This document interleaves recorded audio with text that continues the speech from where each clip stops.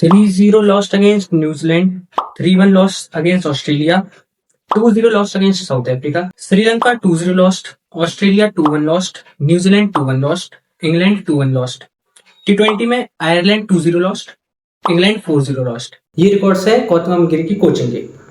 जो इंडिया के पिछले कोच रहे हैं जितने भी, उनमें सब में एक यूनिक फैक्टर होता था। जैसे अनिल कुंबले, रवि शास्त्री ने इंडिया को रेड बॉल में पावर हाउस बना दिया। राहुल द्रविड़ और रोहित शर्मा की जोड़ी ने इंडिया को व्हाइट बॉल में पावर हाउस बना दिया। लेकिन गौतम गंभीर इस कोचिंग इंस्टिंक्ट में हम कुछ कह नहीं सकते कि इंडिया किस चीज में अच्छी है। कभी इंडिया T20 में बहुत बेहतर करने लगती है और ओडीआई टेस्ट में डाउन हो जाती है, कभी ओडीआई में अच्छा करने लगती है और T20 टेस्ट में डाउन रहती है, और टेस्ट में तो परमानेंटली डाउन है। ऐसा कुछ खास नहीं किया, सिर्फ हमने बांग्लादेश को हराया है और अफगानिस्तान को हराया है। जब भी हम गौतम गंभीर की डिस्कशन करते हैं कि उनकी कोचिंग के बारे में, तो लोग कहते हैं कि चाहे मैच हार रहे हो, सीरीज हार रहे हो, लेकिन टूर्नामेंट्स तो सारे जीते हैं। 2025 की चैंपियंस ट्रॉफी अनबीटन जीते, T20 वर्ल्ड कप जीते और एशिया कप जीते। लेकिन इसको डिबंक करने की बात है। देखो, जब 2022 में हम 10 विकेट से हारे थे इंग्लैंड से, तो रोहित शर्मा ने दिनेश कार्तिक से कहा था ड्रेसिंग रूम में कि इट्स टाइम फॉर चेंज।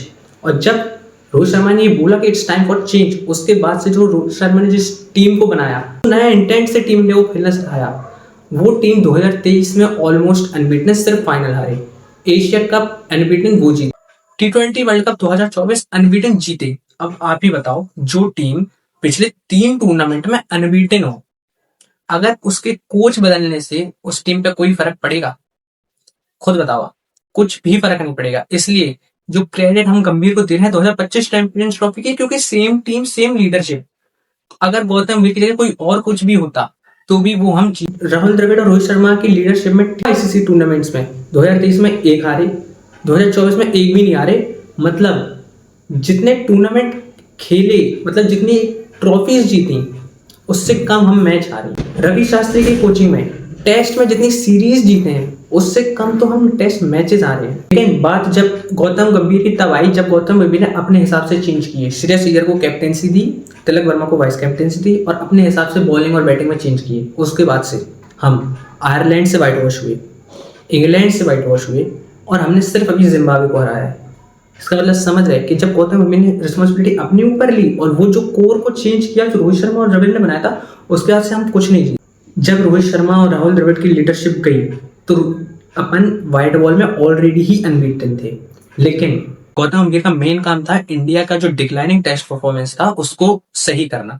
लेकिन गौतम गंभीर ने क्या किया?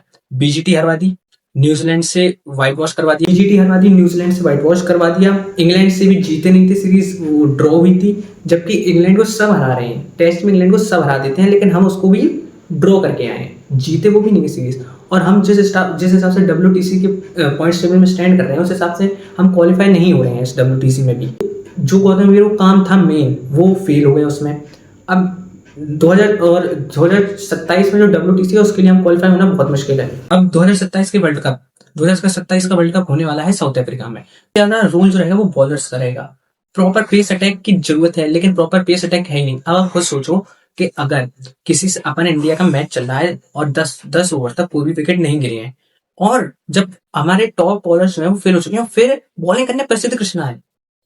प्रसिद्ध कृष्णा खराब बॉलर नहीं बोल रहा हूँ, लेकिन उस हिसाब से उसका फॉर्म चल रहा है, उसको इतने मौके नहीं मिलने चाहिए। तो अगर आप खुद देखो, हमारे मेन बॉलर में प्रसिद्ध कृष्णा आ रहा है, जबकि हमारे पास ऑप्शन है भूवी का एक्सपीरियंस बहुत काम आएगा साउथ अफ्रीका में, क्योंकि वो अभी भी बॉल स्विंग करा रहा है। शमी अभी खत्म नहीं हुआ है, उसकी बहुत जरूरत है। मोहम्मद सिराज और जसप्रीत बुमराह, ये 4 बॉलिंग की जो लाइनअप बन सकता है वो बहुत सही काम करे। तो जो पिछली 2 आईसीसी ट्रॉफीज हम जीते हैं, उसका पूरा क्रेडिट आप गौतम गंभीर को नहीं दे सकते हैं। गौतम गंभीर ने केकेआर के साथ जो आईपीएल ट्रॉफी जीती थी, उसमें भी श्रेयस अय्यर का बहुत बड़ा रोल था। क्योंकि अगर श्रेयस अय्यर नहीं होता तो क्या आपको लगता है कि केकेआर फाइनल पहुंच पाती? अगर ऐसा होता तो केकेआर अगले साल फाइनल क्यों नहीं पहुंची? क्योंकि श्रेयस अय्यर और गौतम गंभीर दोनों नहीं थे। पंजाब किंग्स को श्रेयस अय्यर ने सिंगल हैंडेडली रिकी पॉन्टिंग की मदद से भेज दिया। तो आप गौतम गंभीर से ये नहीं कह सकते कि गौतम गंभीर ने ही 2 आईसीसी ट्रॉफी जिताने में मदद करी है, क्योंकि वो टीम रोहित शर्मा और राहुल द्रविड़ ने पहले से ही तैयार करी। और जो मेन काम था गौतम गंभीर का, वो था टेस्ट में इंडिया को बचाना। वो गौतम गंभीर करने में अनसक्सेसफुल रहे हैं। हम 2027 के लिए क्वालिफाई नहीं कर रहे हैं, क्योंकि श्रीलंका से टेस्ट सीरीज, न्यूजीलैंड से टेस्ट सीरीज और ऑस्ट्रेलिया से टेस्ट सीरीज वो मुश्किल हो जाएगी। हमें सारे के सारे मैचेस जीतना है, तब जाके हम WTC के लिए क्वालिफाई करेंगे, जो कि इम्पॉसिबल सा लग रहा है।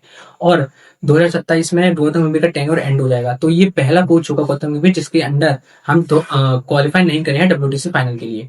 मेरे ओपिनियन से गौतम गंभीर ने जो कोचिंग की है वो बहुत ही वाहियात करी है। इसको मैं रेट करूंगा 2 आउट ऑफ 10। मोहम्मद कैफ ने 4 रह के बहुत बड़ी मेहरबानी कर दी गौतम गंभीर पे। आप अपने ओपिनियन कमेंट सेक्शन में जरूर बताएं, बस गाली मत दीजिएगा।